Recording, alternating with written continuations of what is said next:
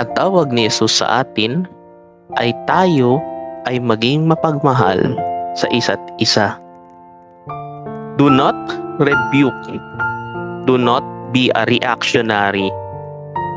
Always be proactive in empathizing one another.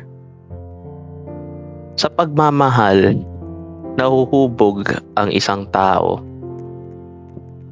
No? Magandang gabi sa inyong lahat. Palakpakan natin ang Panginoong ating Diyos. So, sa ating pagbasa ngayon, medyo iba ang pananaw ng ating Panginoong Kristo. Kung naaalala ninyo sa ating Biblia, ang Diyos ay naghahasik ng apoy sa mga makasalanan. Tulad ng nangyari sa Sodom at Gomora. Noong ang lahat ng mga ginawa niya ay tila ay gumagawa ng kasalanan laban sa Diyos o di kaya tumatalig sa laban sa Diyos. Ang Diyos dati noon, ang Diyos Ama ay nagpaparusa sa mga taong makasalanan. Ano ba ang ginawa ng Diyos Amang iyon? At kung sino man ang tatalikod doon sa nasusunog na Sodom at Gomora ay tila ay hindi na siya magiging tao kundi nagiging bato. At nung panahon din noong ang Israel ay nagkaroon ng kasalanan lagi laban sa Diyos kahit alam nila na ang Diyos mismo na yon, na siya ang nagligtas sa kanila mula sa Ehipto, sila pa rin ay nagkakasalanan laban sa Diyos. Paano sila? Binigyan ng apoy. Sinakop sila ng mga iba't ibang mga sibilisasyon, tinakop sila ng mga iba't ibang mga kaharian.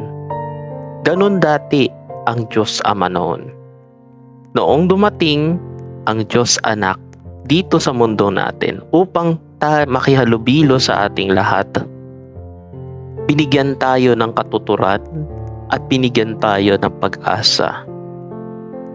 Alam ng mga disipulo kung ano ang ginawa ng kanyang Ama sa mga taong may kasalanan. Kaya sa ating ebanghelyo ngayon, nagtanong sila Juan, kung itong mga Samaritano ay hindi susunod sa akin, kaya mo bang magpababa ng apoy sa langit para sila matauhan? Hindi ganoon mag-isip ng ating Panginoong Jesus nung siya ay nasa bagong tipan, kundi ang tawag ni Jesus sa atin ay tayo ay maging mapagmahal sa isa't isa. Do not rebuke. Do not be a reactionary. Always be proactive in empathizing one another. Sa pagmamahal, nahuhubog ang isang tao.